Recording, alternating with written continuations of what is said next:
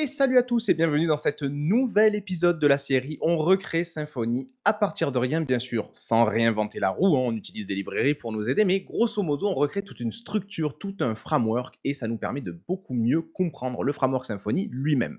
Alors pour ceux qui ne savent pas où ils sont tombés, je suis Lior Chamla, développeur et formateur et vous êtes ici dans une playlist, dans une série. Donc il faudrait regarder quand même les épisodes d'avant, je vous les mets en fiche ici ou ici, hein, regardez en haut dans YouTube, vous retrouverez les épisodes précédents, comme ça au moins vous comprendrez un minimum de quoi on parle ici.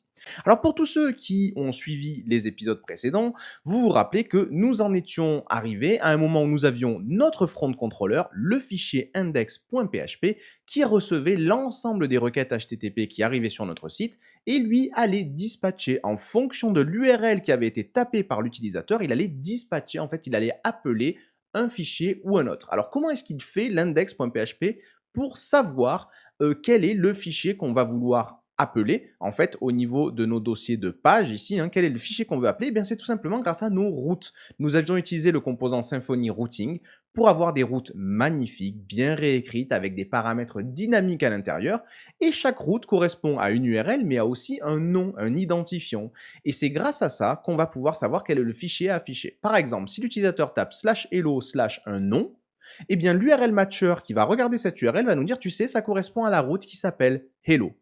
Et l'URL matcher, quand il va du coup faire la méthode match ici, qui va essayer de retrouver quelle est la route qui correspond à l'URL, il va nous donner ce nom-là, hein, le nom hello, ou le nom by, ou le nom cms/about, et nous allons utiliser ces noms, hello, by ou cms/about, pour faire le lien avec les pages dans le dossier page, on a bien hello, by ou même cms/about.php. Donc on arrive à faire le lien comme ça entre une URL et un fichier qu'on veut appeler. Tout ça, c'est super, mais on arrive à un nouveau problème, et vous connaissez un peu la méthodologie dans cette série. Nous avons un problème, nous le réglons, ça nous fait arriver à un nouveau problème que l'on règle, et on va régler comme ça une tonne de problèmes. Ici, si je regarde mon fichier hello.php, c'est un sublime template, hein, je peux faire ma page HTML, hein, je peux faire mon style CSS, je peux faire ce que je veux là-dedans, et j'ai même accès à PHP du coup, je peux faire tout ce que je veux. Quel est le problème? C'est que si demain j'ai envie de faire des traitements plus complexes, connexion à la base de données, traitement de formulaire, envoi d'email, etc., eh bien je vais être obligé en tout cas pour la fonctionnalité Hello, de coder dans le même fichier ici du PHP, donc des traitements et de l'affichage, du templating. Et ça, vous savez, ça viole un principe qu'on aime bien, nous, c'est le principe de séparation des préoccupations.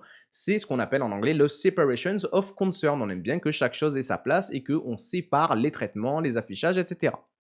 Alors là, ça va nous poser ce problème-là. Il y a plein de façons de résoudre ce problème, mais le tutoriel et moi-même, on a une opinion de comment est-ce qu'on pourrait le régler, et au moins ça nous fait progresser vers vraiment quelque chose qui ressemble au framework Symfony. Nous, ce qu'on aimerait faire, plutôt que de faire le lien entre une URL, par exemple /hello/name, et un fichier, donc la page hello.php, pourquoi ne pas faire le lien entre une URL et une fonction qui serait appelée? Quand l'URL est appelée, on appelle une fonction qui va analyser la requête, inclure des fichiers HTML si nécessaire, faire ses traitements et renvoyer une réponse.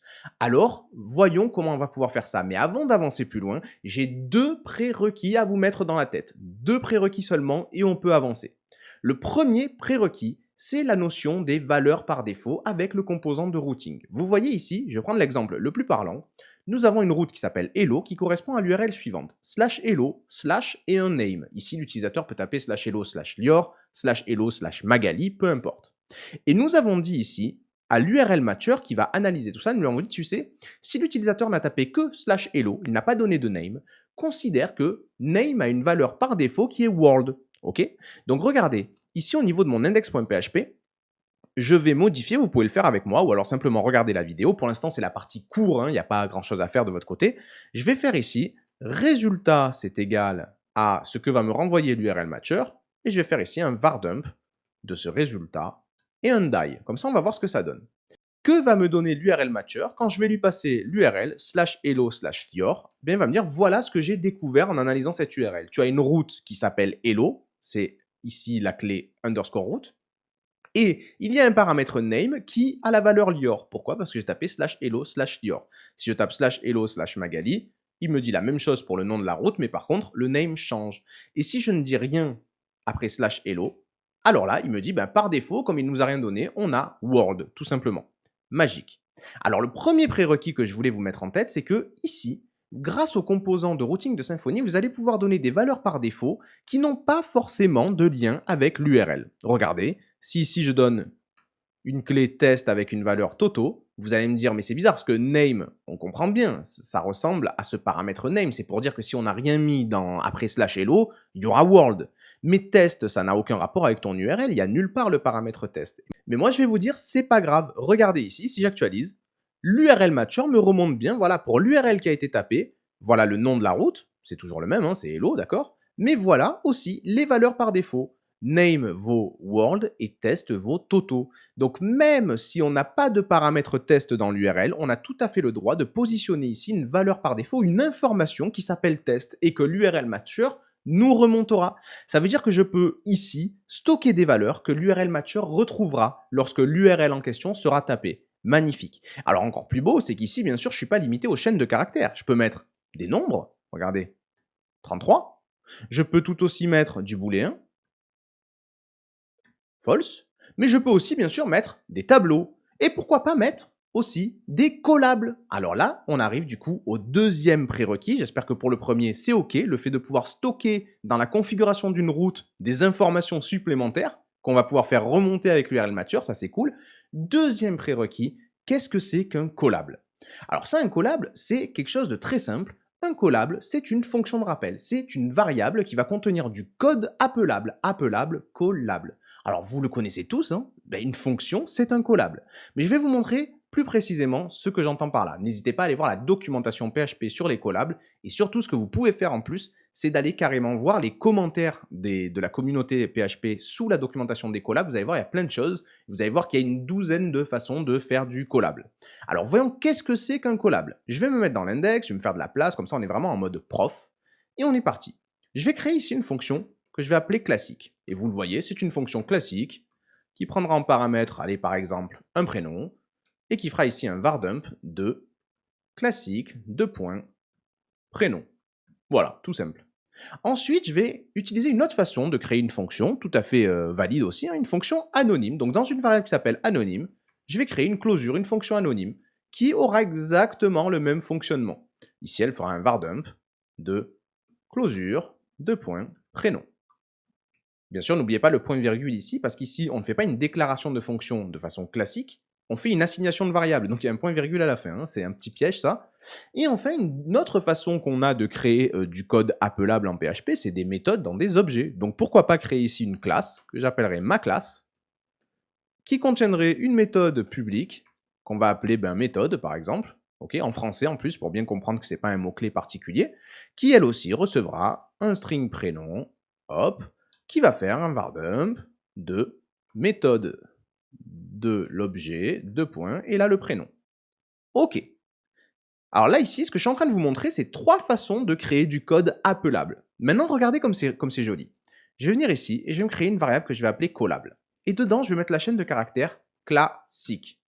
Et là, je vais vous dire, si je fais collable entre parenthèses lior, pour certains d'entre vous, c'est déjà bizarre. C'est normal, hein, si vous débutez en PHP un peu, d'accord, ça fait quelques mois que vous en faites et tout, vous n'avez peut-être jamais vu ça, c'est bizarre. Mais regardez, si je vais actualiser ici, classique, lior. C'est-à-dire que le fait ici d'avoir mis le mot classique dans ma variable collable, au point de vue de PHP, vous êtes bien d'accord qu'ici, en fait, c'est comme si j'avais écrit classique, entre parenthèses, lior. Et classique, les amis, c'est bien une fonction que j'ai créée ici. Donc, c'est tout à fait valide. Ce code-là est valide. Donc, une première façon de faire un collable, c'est d'avoir une chaîne de caractères qui est le nom d'une fonction. On peut ensuite mettre des parenthèses et l'appeler comme on en a envie. Ok. Alors maintenant, au lieu de mettre classique ici, qu'est-ce qui se passe si je mets ma variable anonyme? N'oubliez pas que anonyme, ça contient une fonction anonyme. Et donc le fait de mettre ici des parenthèses et lior, d'après vous, qu'est-ce qui va se passer? Ça va appeler la fonction qui est dans ma variable anonyme. Encore une fois, c'est un code qui est appelable. Et alors encore plus joli, la troisième possibilité, comment je pourrais mettre dans une variable, comment je pourrais exprimer sous la forme d'une seule variable le fait que je veuille appeler la méthode ici qui s'appelle méthode dans un objet de la classe maClass. Eh bien c'est très simple, ici je peux donner à l'intérieur de collable un tableau dont le premier élément, donc l'index 0, est une instance de ma classe, donc new ma class, un objet en gros qui a été créé en portant de la classe ma class. Et ici, en deuxième élément, donc l'index 1, je peux donner le nom de la fonction que je veux appeler sur cet objet-là. Et regardez, quand je dis à PHP $collable et que je mets des parenthèses, il comprend. Il comprend, je vais appeler la méthode qui s'appelle méthode sur cette instance-là. Je vais sauvegarder. Regardez ce que ça donne ici. Ça marche parfaitement bien. Alors, vous verrez aussi souvent, en PHP, on n'aime pas trop appeler des callables sous la forme d'une variable comme ça, en mettant les parenthèses derrière la variable. Ce qu'on aime bien faire, c'est utiliser une fonction qui est strictement équivalente, hein, et qui s'appelle ici call user func, appeler une fonction définie par l'utilisateur. Et là, ici, je vais pouvoir dire, appelle la fonction callable, ici, en lui passant en paramètre lior. Et donc là, vous voyez bien, je donne un ordre à PHP, je dis, tu vas appeler la fonction qui est dans callable, et tu vas lui donner le paramètre lior. Et donc ici, si j'actualise, ça marche parfaitement bien. Donc voilà le deuxième prérequis qui était nécessaire pour cet épisode. Il fallait comprendre la notion de callable. Pour quelle raison? Je vais supprimer tout le code du prof lior, hein. Ça y est, c'est fini ça, vous avez compris, les callables, ce sont des codes que l'on peut appeler si on en a besoin, sous la forme d'une variable, magnifique. Et en fait, à quoi ça va me servir? Quel est le rapport avec tout notre framework qu'on est en train de construire?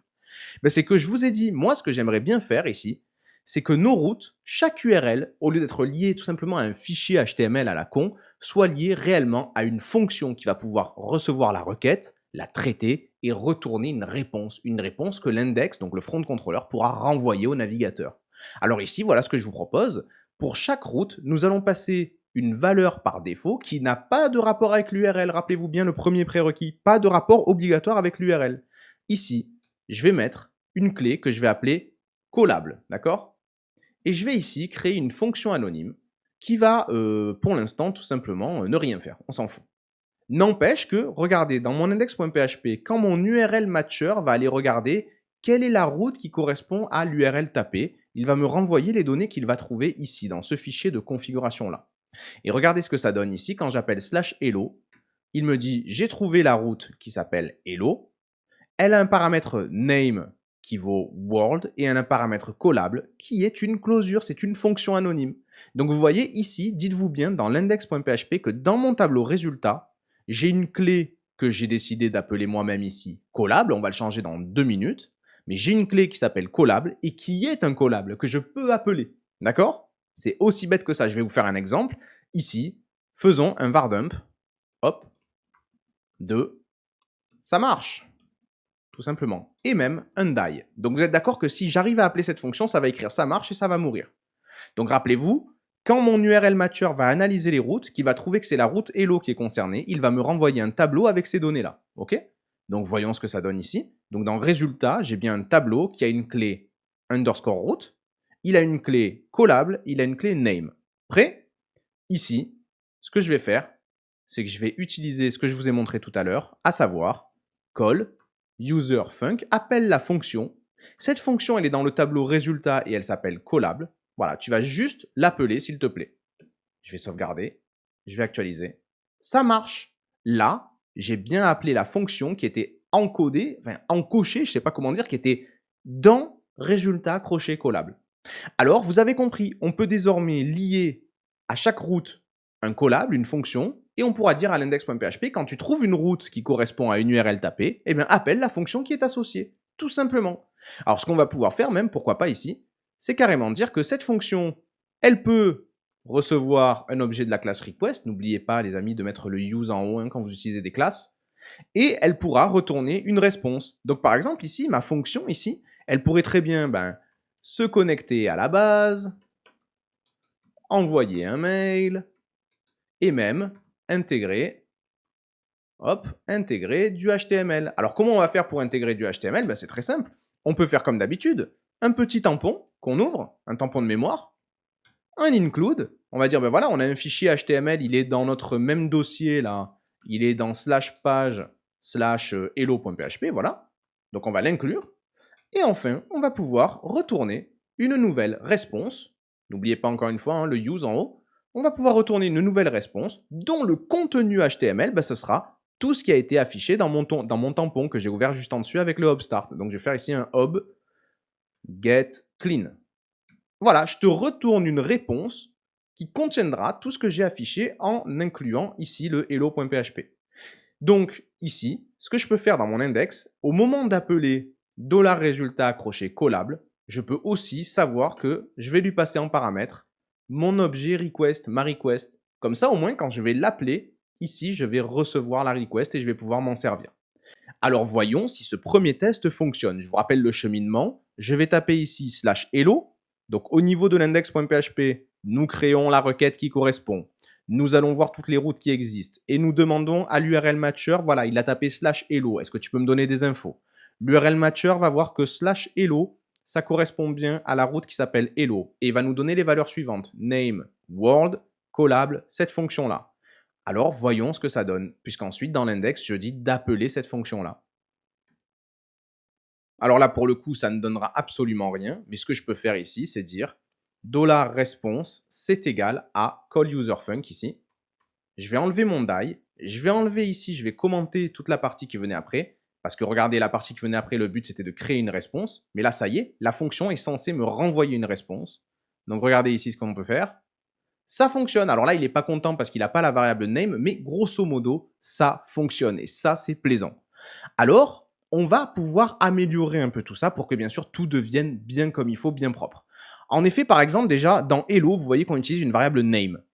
Mais cette variable name, elle n'existe pas. Elle n'est pas déclarée dans Hello. Elle est déclarée nulle part. Où elle est, cette variable name? Si je vous fais un vardum de résultat, vous allez le voir. Si je fais un vardum de résultat ici, vous allez bien voir que la variable name, elle existe uniquement dans résultat, et c'est Word, d'accord? Et si je tape /hello/lior, vous allez voir qu'elle existe aussi, hein. C'est dans le résultat, on a name qui vaut lior. Le problème, c'est qu'au niveau de notre hello.php, name n'existe pas. Alors, comment est-ce qu'on pourrait faire en sorte que name existe? C'est très simple. Dans mes routes, au moment où j'ai créé la fonction, si dans mon template hello, j'ai besoin d'une variable name, mais à moi de me démerder, les amis, à moi ici, de dire name c'est égal à Toto Lastico. Et à partir de là, regardez, mon code ici, il va marcher. Hello, Toto Lastico. D'accord?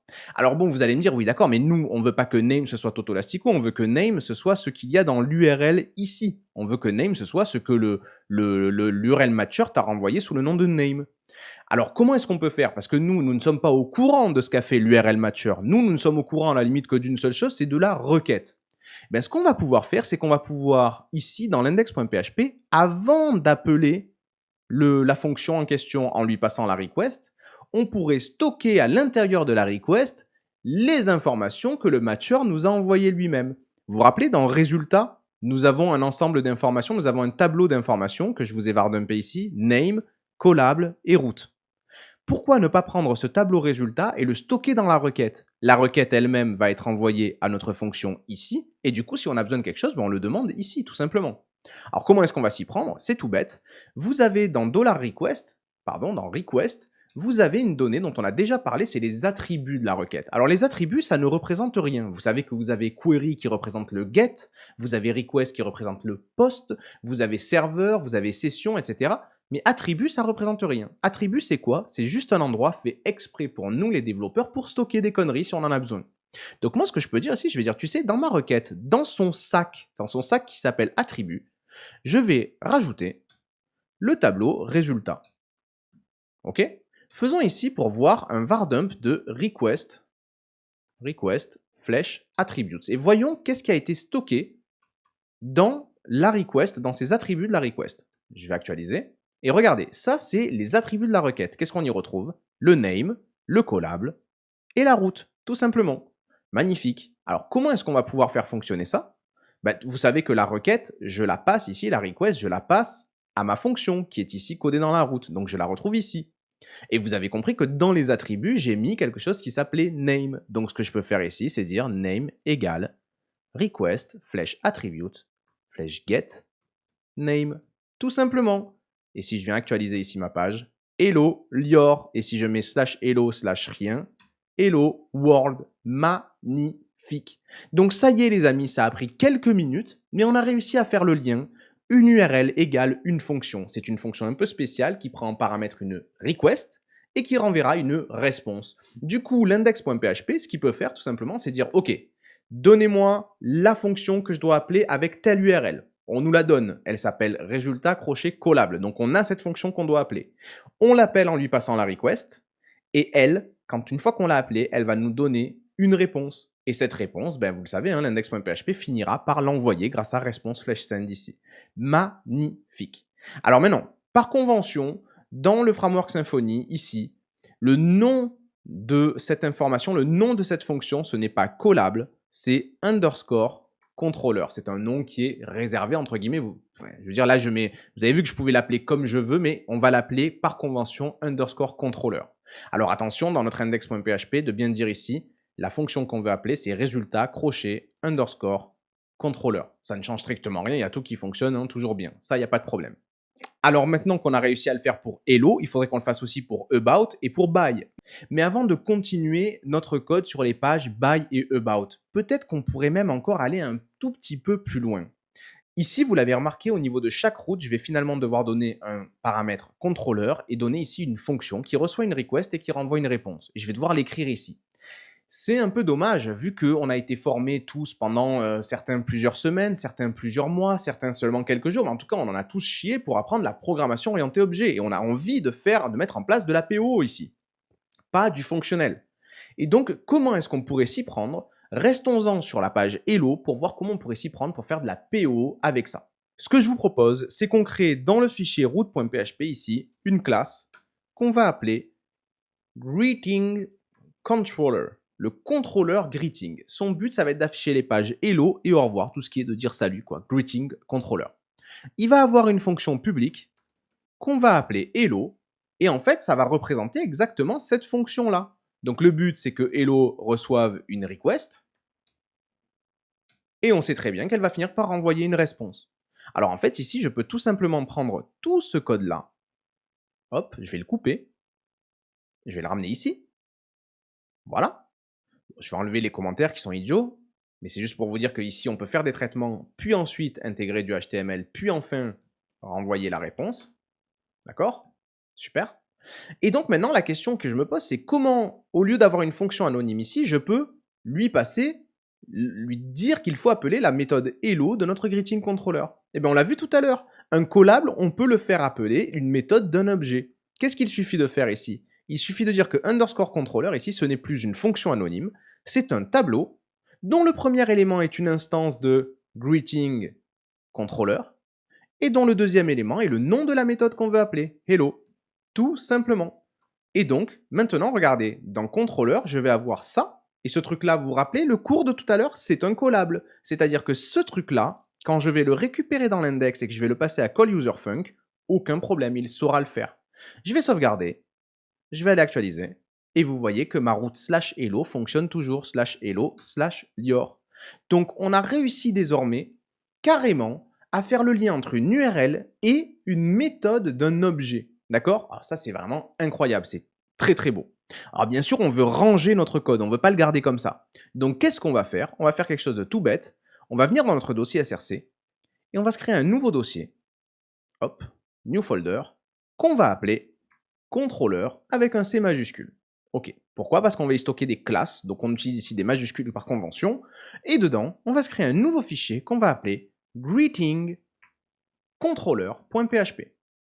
Attention, à l'intérieur, nous allons copier mot pour mot cette classe-là. Nous allons la couper d'ici, ok, et nous allons la mettre dans le fichier greetingController, ok. Attention aussi, on va essayer de se positionner dans un namespace qui soit cohérent. Alors moi, ce que je vous propose, c'est que le dossier SRC soit représenté par le namespace app, ça doit vous rappeler quelque chose, et du coup, ensuite, on a tout simplement la structure de dossier classique, app controller pour SRC controller. On n'oubliera pas bien sûr de faire les use pour la request, de faire le use pour la response, d'accord, pour que le code PHP ici soit cohérent, très bien. Et ensuite, ici, au niveau de nos routes, nous n'avons plus une classe greetingController, nous avons une classe app controller /greetingController.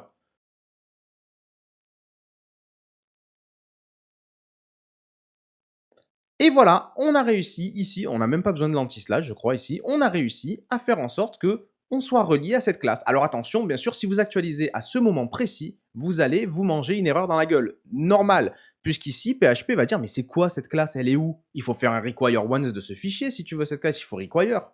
Alors, on va pas s'emmerder à require. Ce qu'on va faire, c'est qu'on va aller mettre à jour notre politique d'autochargement dans notre composer.json. On va dire, tu sais, nous avons envie d'avoir des autochargements, donc de l'autoload, et nous allons lui dire que nous avons une politique de type PSR4, très bien, et nous allons lui préciser, tu sais, quand tu trouves une classe qui commence par le namespace app, en réalité, sache qu'elle se trouve dans le dossier src. Du coup, regardez ici comme c'est beau, très très logique. Si je viens là et que je vois app controller, greeting controller, grâce au composer.json et à ma politique PSR4, il comprend app, c'est src.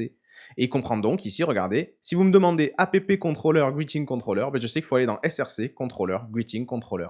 Magique. Alors la dernière action qui va nous rester à faire ici, c'est quand même un minimum, hein, c'est important, de faire ici un composer dump-autoload pour que composer du coup me refasse mon autoload. Et normalement, si je viens actualiser, j'ai ici une erreur, mais qui est tout à fait normale. C'est parce que dans mon greeting controller, je fais un include, mais du coup, je suis plus du tout dans le bon dossier. Donc, ce qu'il faut que je fasse, c'est que je rajoute ici un point/slash. Et là, je vais sauvegarder. Est-ce que ça fonctionne bien? Ça fonctionne parfaitement bien. Donc là, on a pris du temps, mais finalement, regardez ce qui s'est passé. On a réussi à faire le lien entre une URL, /hello/name, et une méthode d'un contrôleur. Ça, c'est vraiment magique. Alors maintenant, avant la fin de cet épisode, ce que je vous propose, c'est qu'on transforme tout notre code de cette façon-là. Et on va voir qu'il y a un autre problème qu'on pourra régler dans l'épisode suivant. Donc ici, on va continuer notre travail. On voit qu'on a une URL /by. On aimerait donc bien avoir une fonction qui va gérer la fonctionnalité de dire au revoir. Peut-être qu'il faut envoyer un mail, peut-être qu'il faut se connecter. Bref, il faut une belle fonction. Tant qu'à faire, on peut le mettre au sein d'une classe ici.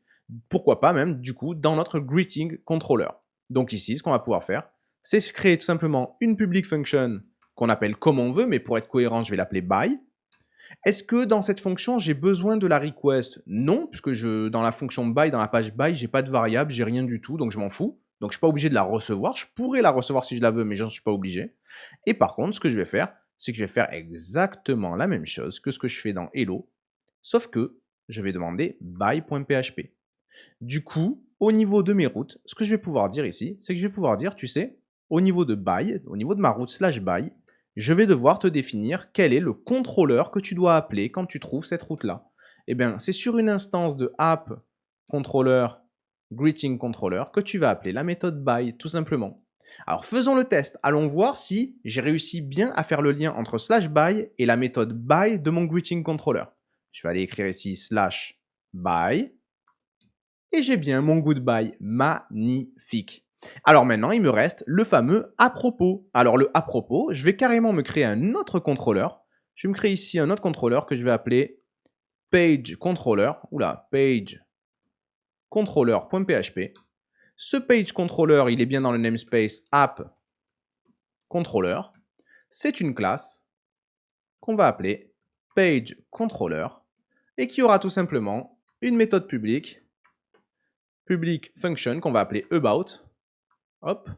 Elle n'a pas besoin de la request, il n'y a pas de variable particulière, il n'y a rien à analyser dans la request, mais rappelez-vous toujours que si j'avais besoin de la request, je pourrais la demander ici en disant que j'ai besoin de la request, pas de problème, mais j'en ai pas besoin là pour le coup, donc je vais pas me faire chier. Et je vais coller exactement le même code, upstart, include cette fois-ci /cms/about, et je vais renvoyer une réponse. Attention, la réponse à bien mettre le use qui va bien, sinon ça ne fonctionnera pas.